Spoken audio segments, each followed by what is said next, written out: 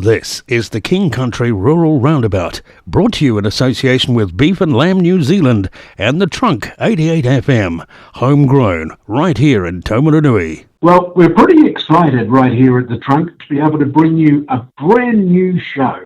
It's all about what's happening within our farming sector. It's the King Country Rural Roundabout. And Catherine Miller, how did the idea for the King Country Rural Roundabout develop? Yeah, it basically came about as I'm part of the Beef and Lamb Farmers Council, and we came into the lockdown and it was really hard to get information out to farmers. So we were able to do it through the internet, but our normal way of having events, they could no longer happen. And so we had to think, well, how else can we connect with farmers, particularly those that may not have good internet access or not be that comfortable using the internet. And so that came with the idea of using local media, local papers, local radio. Yep. And you are on the Mid-Northern Beef and Lamb Council, as I understand, and it's an idea that you've been mulling around for some time, Catherine? Yeah, so initially I was, at the start of lockdown, I was kind of thinking more about, in terms of the beef and lamb side, like how can we get that information out? And then later on, as we went through it, kind of dawned on me the importance of connection, where you notice, particularly with the lockdown, although we had the stresses beforehand with drought, and then it went straight into lockdown, we weren't able to connect together with other farmers, and so everyone got a bit isolated. And so I felt with the radio, you get the advantage of being able to hear the voice of other locals and still being able to connect that way. And there's still the chance for it to be a little bit interactive, where people could get in touch with us if there's topics that they'd like us to talk about and focus on. And so, so I felt with the radio, it's a good chance for it to be personal, for it to be local, to help meet that need for people that are feeling a bit isolated at the moment. It leads in, to me saying, obviously this is going to be a great platform and an excellent way of getting that information out and being able to connect with the farming community right throughout the King Country. Yeah, no, I think so. Yeah. And I just think there's that's got that kind of that personal aspect to the radio, where you've got locals that you can get in touch with. If there's something that's brought up over the show that you're interested in, then you can look up on the phone book and get into contact with. So I think that's a good way to help connect people, particularly at the moment. And over the coming weeks, we're obviously going to hear from a lot of people, a lot of topics to be discussed, which are going to be vital right now, especially at this lockdown time that we're all in. Yeah, so it certainly made it interesting, and I think farmers and I probably wider, everyone's kind of discovered how dependent we are on others, and so there's a whole range of people being impacted, and so with shearing and meatworks and all the different service industries that we rely on. So it'd be interesting on the show, we're going to get those guys in as well to hear how they've been coping. That's a good thing. We are going to hear from a lot of different people, and I think one or two people may well just surprise us, because there is a lot of activity taking place that we're unaware of. And it's the old story, isn't it, that every farm gate is a business. No, that's right, yeah. And you realise, I guess, at times like this, just how much you rely on the other parts to make your business operate. So that's been brilliant with particularly with meatworks and the changes they've made for us to still be able to get stock away, even though it's slowed down. They've still been able to operate. And same with shearers, they've still been able to do essential work. So again, it's how stressful has the lockdown been on our farmers during this whole time of increased isolation? I think it was compounded because we didn't have a normal season. So because we had a lot of stress on farmers anyway, and that was with the drought. And so the biggest thing for a lot of people was the drought to begin with. And then normally when you have something like that, so Rural Support Trust and Beef and Lamb, they'd look at doing events where you'd look to get farmers off farm and get them together, get the focus off what's happening on the farm and onto something else, and a bit of stress relief. But the problem was that you had that drought, and then you had straight after that we came into lockdown, we couldn't do that. And so farmers went from a real stressful time, and then added on to that, it was compounded where they were then suddenly isolated to lockdown, which made things harder. I think that's the important thing, isn't it? This platform is great for people that are isolated to some degree, a little more than perhaps the average person in town and things like that, because living rurally can be a very isolating time on its own, can't it? Yeah. And so while we've been isolated, we've been fortunate, I think, as well, in terms of we've got our farms to be able to get out on and enjoy, whereas we realised it's pretty hard with the city folk are facing different challenges where they've got people around them that they can see in their neighbourhood, but then they're stuck in their houses. Now, what I'd like to focus on for the next 5 minutes or so is you telling me a little bit more about the feed planning helpline that's been set up by Beef and Lamb New Zealand. Yeah, so that's been a bit of a partnership. So Beef and Lamb Fed Farmers, Ag First Dairy NZ, have all got together and looked at, so they were looking at how they can help farmers out. Because of the dry and coming into winter, farmers are worried about, well, how are we going to get through the winter? And then how are we going to make sure that we've got enough feed when we come into like lambing and calving in the springtime. And so for those that don't normally do a feed budget, this was an opportunity where they could phone in a number. So Beef and Lamb have got a phone number. It's a free 0800 number. It's 0800 Beef Lamb, which is 0800 233 352. And it's so farmers can phone that into them, and there'll be a consultant on the other line that can help them work through a feed budget, so they can look at giving them advice on what actions they might need to take, like whether they need to offload more stock or buy in more feed, or whether they're okay coming into winter with their current feed levels. Okay, so I was reading a little bit about this feed line, or this helpline, and I discovered a couple of other interesting things there too. Not only that, as you'd said, helping with feed for stock and so forth, but also looking after families at the same time, right? Oh, right. Yeah, no, I hadn't looked into it to that degree, but yeah, certainly I think they'd be working with Rural Support Trust as well in terms of that. Yeah, so there's quite a lot of help that is available. It's just knowing which networks to tap into. And so I'd say, yeah, getting hold of that phone line, and then they'll be able to point people in the right direction for any other assistance they might need. So that 0800 number again is 0800 233 352. Yeah. Catherine, the show is going to focus on all sorts of different rural ideas. Again, as I say, some people in town may not even be aware of. And I know that later on in the show, we'll be talking to a couple of people. We've got a lot of exciting people to talk to over the next few weeks. But the thing is, at the moment, a great initiative, and without your help, we wouldn't be able to bring this to everybody. And of course, a lot of farmers we know stream the Trunk online, and again, that's just www.trunkfm.co.nz. Now, if anybody has any questions, any suggestions, any ideas, you're quite happy for them to get in touch with you? Yeah, no, that's fine, yeah. So my email is probably the best. That's ttcmiller@hotmail.com. There we go, ttcmiller@hotmail.com, all lowercase. Yeah. And as I say, if anybody has any questions, any queries, want to offer some advice, look at maybe something simple, that somebody on the farm says, well, hey, we've got all this produce, we've got all this fruit that's dropped on the ground off the trees.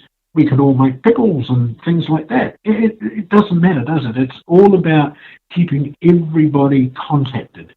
Catherine, it's been a pleasure talking, and we are going to move. I think we're going to be talking to Willie from Excelling Shearing in a few minutes or so, and I'm looking forward to talking to Willie, because I know he's on the shearing Contractors Association. He's part of that, and I'm pretty sure he'll have some pretty important tips that he wants to share, and a few of his own ideas at the same time.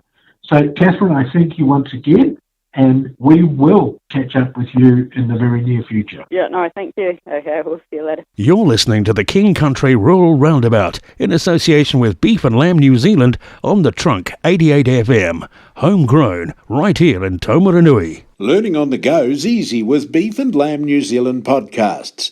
Beef and Lamb New Zealand has podcasts on a range of topics. Just open the podcast app on your phone and search for Beef and Lamb New Zealand. Once downloaded, you can listen to podcasts anywhere, including the car or the tractor. They're also available via your laptop on the Beef and Lamb Knowledge Hub. New podcasts are being released every week, and you'll find something to suit everyone. You're listening to the King Country Rural Roundabout. Now, everybody in the farming industry has heard of skimming shearing. On the line, I'm talking to Willie. Now, Willie, after 15 years in the industry, I believe that you're about to hand over the reins. No, we are. It's been a while. We're sort of, got a keen young guy there, keen to take it on. So we're going to get out and try something else while we're still young enough. Absolutely. Now, I want to know what have been some of the highlights, the high points and the low points. Let's start with the high points. What have been the highlights over the last 15 years or so? Oh, I just love the relationship I've had, with our clients, our farmers, and our staff. It's made some great friendships throughout the years, and no doubt they'll carry on for whatever we do next. It's been awesome. Love that part of it. I guess over the years you've made, as you say, a lot of friends and a lot of contacts and people like that. I guess shearing is one of those. Look, I think I've only ever sort of tried to shear one sheep in my life, and I don't think I was very good at that. I think there were more cuts on me than the sheep, but never mind. That was a bit of fun. It's not an easy graft, is it? It's a pretty hard slog, shearing. Oh, it is. The shearing part of things, you've got guys out there working day in, day out. They're running basically a marathon, back-to-back marathon every day, and having a bit of fun when they get home too. It's it's quite demanding. It is. I know, and again, as you say, they're out there day and night and back-to-back marathons. It must take a bit of a toll on the body. Oh, it does. Yep. I've done a fair bit myself as well, and it is. The body takes it. These days you've got to look after yourself. It's not what it used to be. Sheep are getting bigger and angrier probably, which is fair enough given they're generally the meat breeds, which is what they're aiming for these days. For some of those people that don't know, tell me why is it important that the sheep are shed? I think twice a year, isn't it? A winter and a summer shear. Is that correct? Yes. Around here, because it's so wet in areas around here, and it's basically an animal health thing. The wool does no good around these parts. Left on for a year, it just degrades severely, and the animals, because of the heat we have in the summer and that around here, they just go backwards as well if they're not shorn twice a year. Yeah, so we're carrying on doing that. Guys have tried, and the benefits aren't there for them. So you shear in the summer, and then what is that sort of around the November, or a bit earlier, or a bit later, and then the winter shear? What are the two sort of timelines there for the season? Yeah, well, these days, like back when I was shearing for my brother who had the run before me, we'd come up north and we'd start work in October. Nowadays that's a non-event. We don't really start getting into it here till mid-November now, even late November some years, and we go right through. April's generally, when the ram's out, that's another quiet time, and then farmers will bring the ram out end of April, May, and start getting into what we now call pre-lamb. Now, with many farmers looking to get into shearing shortly, can you give us an overview of what's happening in the shearing industry currently? Right. As in the general sort of programming and the general idea of what sort of happens. You've explained it a little bit. I know we're sort of about to get into that second shear or that winter shear, Yep. But what's happening within the industry? Is the industry changing somewhat today? No, the industry, like at the moment, with given what's been going on, I mean, there's definitely not a shortage of shearers in the country. I mean, the guys are they've either come back or they're not going overseas like they generally would about now. And yeah, I think farmers that are looking to shear soon will benefit from that. That I guess is the silver lining at the end of all this, is that a lot of our shearers do go across the ditch, don't they? And well, in fact, all over the world, because I think we have a reputation as shearers in this country are never going to be short of work anywhere, really, are they? No, definitely not. Until lately we've had the training there. Nowadays it's sort of lacking a little bit, but the Contractors Association's working on that at the moment.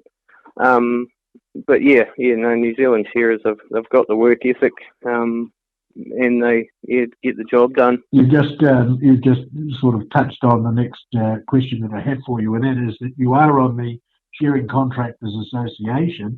And what does this actually entail, Willie? Yeah, well, there's quite a bit involved in it actually. It's there's 7 or 8 of us on the executive committee.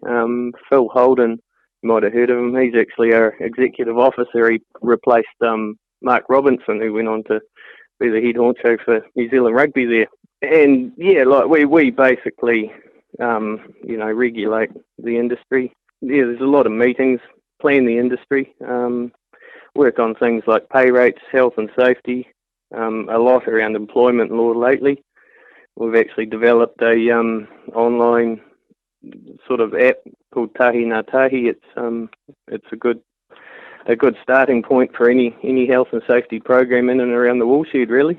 Right, and obviously that's pretty important these days, isn't it? Health and safety in the woolshed, and obviously it's a matter of keeping everybody safe, making sure, I should say, that the rules and the regs are being adhered to. Is that a bit of a task? In some sheds, things like that, is all pretty good? Oh, it is. It is.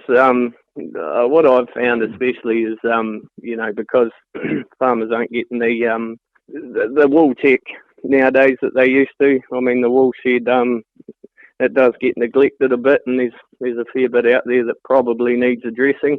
To a point, though. I mean, a lot of it still involves common sense. But yeah, there is a bit that needs to be done. Now, when you say a bit that needs to be done, is that a matter of, do you have to, or is there a committee or a group of people that actually go and check on sheds and make sure that everything is up to standard? No, it should be the employer, really. The contractor should have that relationship with the farmer, to make sure everything's up to scratch to a point. I mean, when I was doing it, I wasn't trying to change the world. It's just basic maintenance, a lot of it, broken grating and doors swinging properly, just, the main work areas that get used all the time, wool presses and things as such. Those are pretty important areas, I would imagine, that you need to be, or the farmer needs to be aware of. Check the doors, make sure that they're swinging properly, that there's ease of access to get the sheep in and out, I would imagine. Definitely, yeah. I mean, shearing machines are a big one too. I mean, some of these machines we're using might be 70 or 80 years old, and they've been there since day dot, and there is a hesitance out there because they're not getting the returns for their wool. Like I said before, it's not that they're not spending the money probably where they need to, but that's the way things are, and as long as they can get together and work out a happy medium, that's what I was always looking for anyway. Now, I understand you shared some pretty good sheds and places over the years too. We've got some good families, local families that we've shorn for over the years, and it's been awesome actually. What would be your highlight? What would be a shed or a station or I don't know, overseas New Zealand? What would stand out for you as being top dog? Oh, shoot, you got me there. Oh, a few sheds or families that, you know, I've been on this run now for probably 25 plus years, and a lot of them, like the gals out Ohura there, and OEO Farms out Ofongo. Yep. You know, I started there basically when I was 13. Wow. I was coming up from down south in the school holidays and working for my brother, and, you know, they've basically seen me grow up as well. It's, you know, that'd be some memorable sort of relationships I've had anyway. I'm going to throw a curly one in. Who would stand out in your book as being probably New Zealand's best shearer? Ooh. Yeah, that is a curly one. Look, we've had guys work for us. There's a local guy. He's actually my brother-in-law out Martry, Chris Breers. He's a worker. He gives it all every day. He's done the tallies, you know. Guys have come and tried to put one or two around him, and he doesn't let them. And good guys too. Good guys. Like, you know, we had a world champion here once, and Chris got the better of him.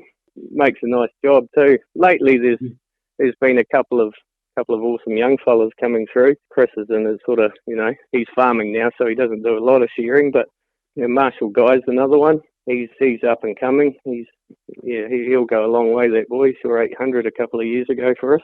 But there we go. That was the next question. What you talk about tallies? What is considered a good tally for the day? You know, for a day. Oh, use you know, 300's an awesome tally. You know, you got guys doing 400 and even 500 nowadays. But you know, if you're a good solid shearer between 250 and 300, you can't moan at that. Well, they're making a nice job at that pace, and probably not overworking themselves, or trying not to anyway. You know, I don't want to reminisce too much, but my granddad many years ago, Godfrey Bowen was a good mate of his. Yeah. And I just remember looking at the man in awe when he was on the granddad's farm. I couldn't tell you what he shared. I know he was a world champion. I don't know what numbers he put down, but it was pretty good, I believe. Yeah. No, he was one of the originals. Yeah. Back in my dad's era. Dad was a contractor in Central Otago, actually, and all those guys, the Tom Bros and the Alan Donaldsons and co all went and worked for him way back in the day. Yeah, Dad used to say, when men were men and women were glad. Look, one last question I've got is pretty much, and it relates to our current situation. And what have things been like under this alert level 4? And what can farmers expect under alert level 3, which I think kicks in midnight Monday? How's it been in 4, and what's going to happen as we move forward? Yeah, well, like I touched on earlier before, around this area, it probably couldn't have happened at a better time, because April is generally one of the slowest months in the year. So that's been a bonus. But under level 4, really strict social distancing rules. It basically limits getting to and from work and the amount of people that are at a work site. And when we move down to level 3, that distancing is going to be slightly less, back to a metre. So it's still going to be a bit fiddly in the shed, but I think the best plan is to have gangs that are actual bubbles, you know, going to each shed, and I think farmers, from their point of view, it's still going to be a bit fiddly, so they're going to have to work, you know, with their contractors to make sure, you know, the job gets done safe and easy. I think if, God forbid, we do have a case come out of our industry when we're in level 3, they're going to get jumped on pretty hard, so you've got to do everything to limit the chance of that happening, basically. There's some good websites out there, like NPI. Check their website, Fed Farmers, and the New Zealand Shearing Contractors Association website as well. There's a lot of good guidance on them. So NPI, Fed Farmers, and what was the third one? Yep, the New Zealand Shearing Contractors Association website. If somebody has a question relating around the situation, or you know, in general terms, is there an 0800 number or a number that you guys have that people, if they need to use it, farmers need to ring and check things? Is there a number available they can call, Willie? We don't have a number as such, the Contractors Association. They can get in touch with MPI or Fed Farmers directly, or if they do want to talk to someone from the New Zealand Shearing Contractors Association, they can get us. We've got a Facebook page that they can head to and just ask questions, or our website actually has our contact numbers on it too for the executive committee, so all that's available to them if they need it on our website. Fantastic. So it's just a matter of going to the website, having a look, getting the contact numbers and the information, and then they can call those numbers and obviously get the information that they require. Oh, exactly. That's it. Yep. Look, Willie, it's been an absolute pleasure talking to you on the King Country Rural Roundabout. All the very best for your future, and let's hope that we get out of this thing quickly and people can get back to enjoying what they love doing, and that's shearing. Yeah, no worries, eh? You're listening to the King Country Rural Roundabout in association with Beef and Lamb New Zealand on the Trunk 88 FM. Homegrown, right here in Taumaranui. Facing challenges or looking to try something new in your farming business? The Beef and Lamb New Zealand's Knowledge Hub has a huge range of material from other farmers and industry experts to help you get the information you need to make informed decisions. You can find everything from animal health to the zero carbon bill on the Beef and Lamb website in a range of formats, including articles, resource books, podcasts and videos. Check it out, www.beeflambnz.com. You're listening to the King Country Rural Roundabout, and it's now my pleasure to introduce Ross Richards. Ross is a local farmer, and Ross, can you tell us how things have gone this season on your property with the challenges of the drought? Well, I usually enjoy summer as being a busy, productive time, but relaxed from the point of view of stock are well fed and happy. That hasn't happened this year. It's been what I would describe as a difficult summer and autumn. Yeah, I was just going to ask, has it simply been because we've had very, very little rain? And how have you coped with that? Yes, we've had way too little rain until this past week, which doubled our rainfall for the year. We've still got more stock on the farm than I'd like to have and not enough grass. That's obviously a bit of a concerning problem, isn't it? More stock, less grass. How do you get around that situation, Ross? Well, we started reacting right back in January, and we've been selling stock as fast as we could, basically, as soon as they were up to value, or even having to sell them below what we would have liked to have got for them. So I've had to stop focusing on what they were worth 2 months ago, or what I think they're worth, and focus on the need to get males off the farm to free up feed for more priority stock, really. And sort of with this COVID-19 lockdown, I would imagine it would be pretty difficult trying to get that stock away too, wouldn't it? Yes, there's been some quite big delays. I'm really grateful that we're shareholders in Silver Fern Farms, and so shareholders get priority to base at the works. We've still had big delays, and because our stock are quite sought after for breeding, we've got eczema tolerant sheep that are also bred for worm tolerance, so I've been able to sell stock to other farmers as well. Give us a bit of a rundown, like you've got to get the stock off the property and into the works. What are the logistics of doing that, especially at this time? How, obviously, I'd imagine there's a fair bit of planning has gone into that in order to get that stock from the property to the works. Would probably, I imagine, and this is why I would like to ask the question, it would be something that has to be carefully planned, I would imagine. Yep, communication is paramount. So, as I said, we were reacting back in January, so I've been booking stock in well ahead with the works. And then once the shutdown came, because we're one of the essential industries, and so is the freezing works, and so is the trucks, it was just a matter of managing social, physical distancing. And there's a new system now where normally there is a paper sheet with all the details of the animals that goes with them on the truck to the meat plant.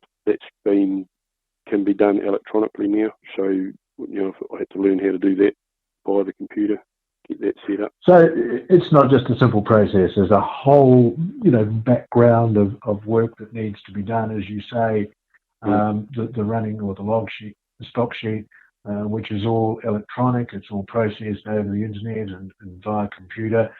I would suspect for a lot of people that that's something that is going to be has been a bit of a challenge. Would I be right?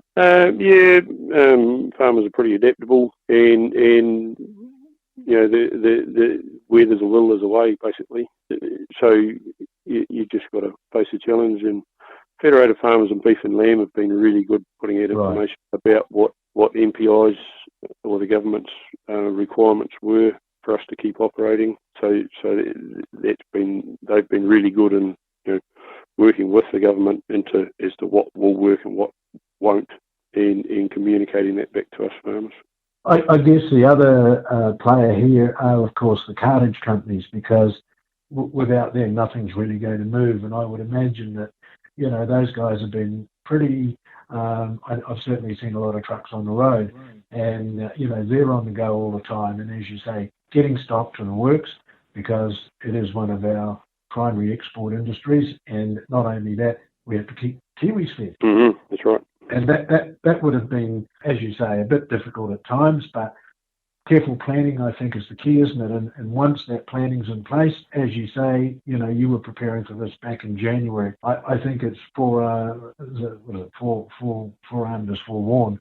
I would imagine that a lot of farmers in this situation have been doing similar things, and I would be pretty sure there have been a number of conference calls and things like that between, farmers, especially within your group, sorting out the logistics and making sure that things actually tick through. Yes, yep, very much. How are you preparing for winter, Ross? And what do you do on the farm to better prepare for the winter? There's a lot of preparation involved here, isn't there?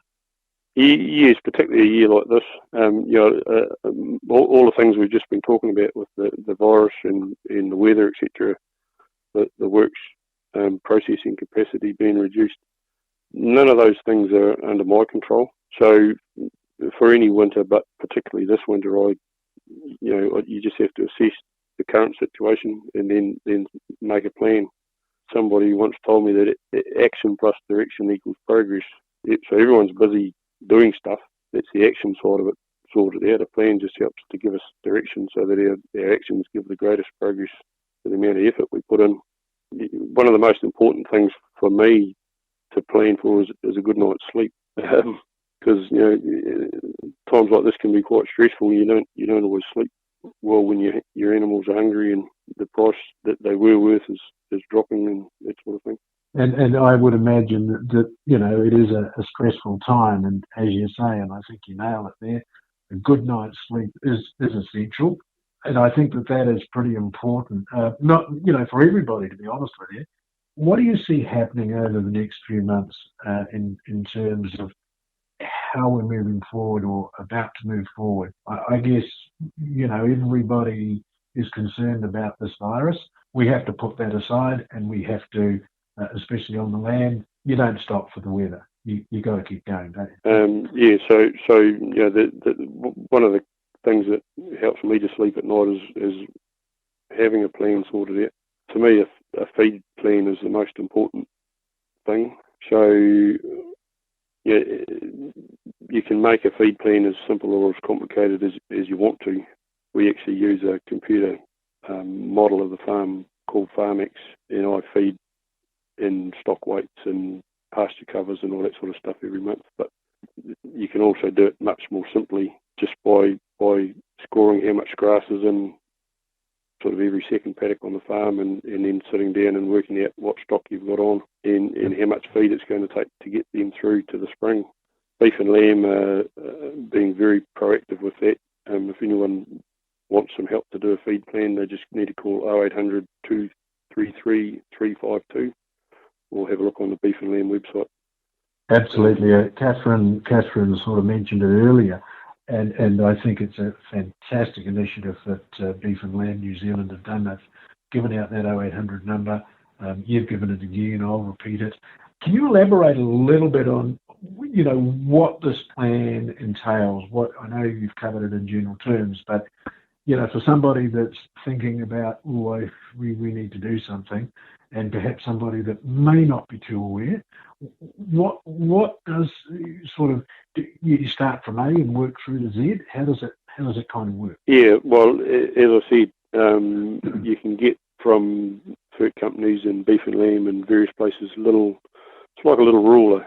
Basically, you just go around and measure how long the grass is, and that will tell you how many kilos of dry matter there is per hectare at that length of pasture. So you sort of look for the average length in the paddock, and take a few measurements. You soon get your eye in as to how much grass is there. Once you've got that, that tells you how much feed you've got now, and then you can add in, if you've got some baleage or hay in the barn or whatever. Then if you just jot down all the stock that you have on the farm, and there's tables that will tell you how much feed those animals need per day to maintain them. Do that for each month of the winter. You've got to remember, of course, that the grass grows not as fast in the winter as it does in the spring or summer, obviously, but so you each month you are some feed that is getting eaten and some is being replaced. One thing people do have to keep in mind is that stock will eat as much as you let them, or as much as they want to. So I look for ways to ration the feed that I do have. So ways you can do that is putting animals with similar feed demand together. So rather than having 10 mobs, if you can put cows with ewes and weaner calves with lambs, so you've got half as many mobs. That's twice as many paddocks that are empty and able to grow to their full potential. Break feeding's a really good tool, especially if you can back fence. So that for a grass plant to grow well, it wants as short a grazing time as possible, and the maximum chance to regrow, because its leaves are like little solar panels. Right. Yep. And that's how the grass uses the sun's energy to grow. So if you graze a plant today, you can try it with your lawn. Mow it today, mow it again in 3 days' time when it's just put up that little bit of regrowth. Yeah. So if you've got your stock in that paddock for 3 or 4 days and it's been grazed down and then it's done that little bit of regrowth and you graze it again, you've chopped its little solar panel off, and it's going to take a lot longer for it to get growing again. That's fascinating. There's something I didn't know at all.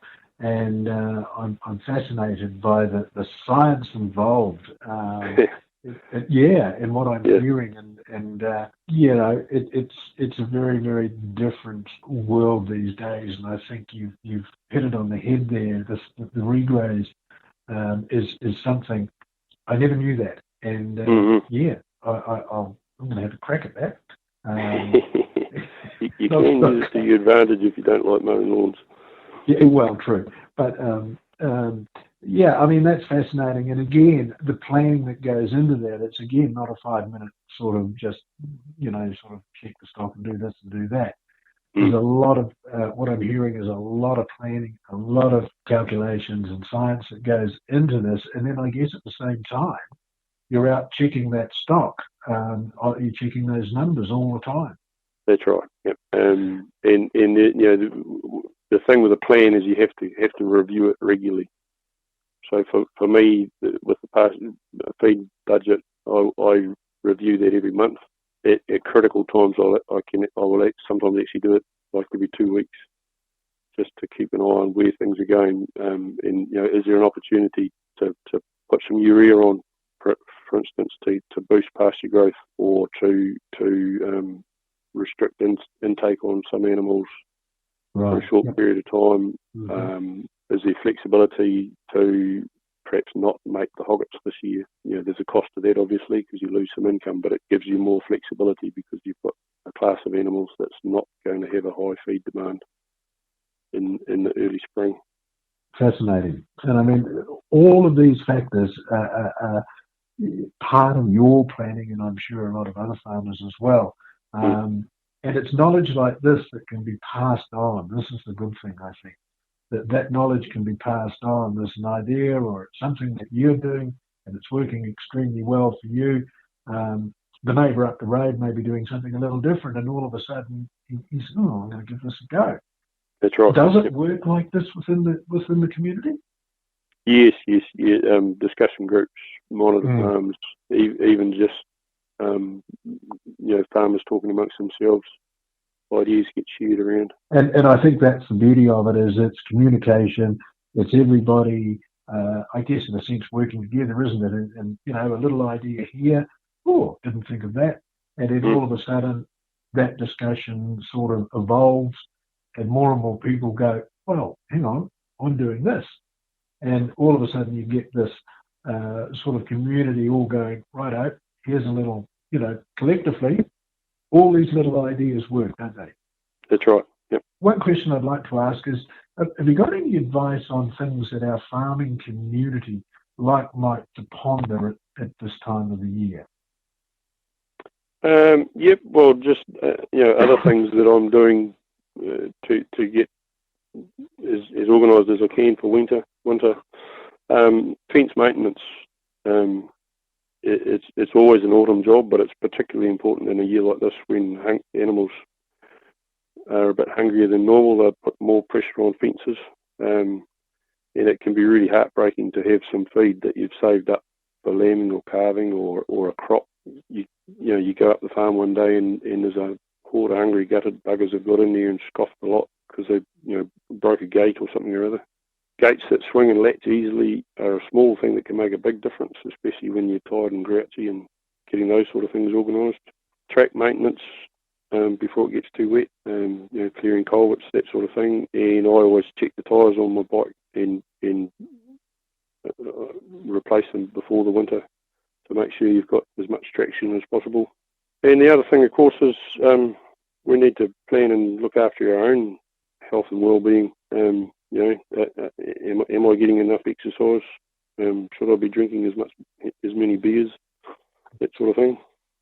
Yep. I think that you've sort of just touched on another point there, but I think it's a very, very important point, and it's keeping, I guess, making sure that you're eating healthy as well, and maintaining that level of nutrition and so that you're out on the farm and you've got a good belly full of food, and I think that's important as well, isn't it? Yep. It's a different kind of busy in the wintertime, but especially if you're slogging around in the mud and wet weather gear, etc. You get it's a different kind of exercise, but there's still plenty of it.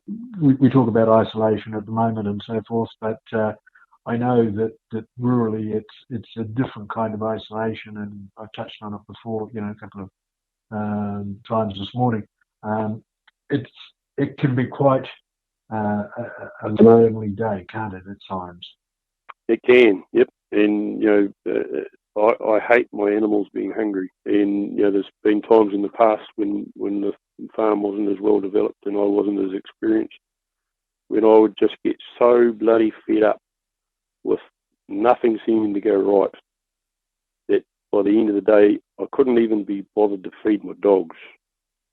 I'd come inside and have a cuppa and chat to my wife, and one of the kids would come and give me a cuddle and show me a picture they'd drawn or something or other, and it would just ease the stress off enough that I'd go back and finish doing my jobs, put the dogs away, feed them, etc. So if anyone's feeling like that, it's nothing that nobody's been through before. Talk to people, pick up the phone, talk to a mate. He's probably experiencing exactly the same things, just with that extra pressure of winter time. And in the words of our great leader, St. Jacinda, we're all in this together. Be kind to one another. And on that note, Ross, what a great place to end. And I do thank you for your time. It's been an absolute pleasure talking to you. I'll just repeat that 0800 number from Beef and Lamb New Zealand. It's 0800 233 352. 0800 233 352. And that's a good place for people to start, isn't it? Absolutely. Yep. Ross, it's been a pleasure. Thank you. Likewise. Thank you. That was the King Country Rural Roundabout, brought to you by Beef and Lamb New Zealand. Be listening same time next week for another edition of the King Country Rural Roundabout in association with Beef and Lamb New Zealand on the Trunk 88 FM, homegrown right here in Taumarunui.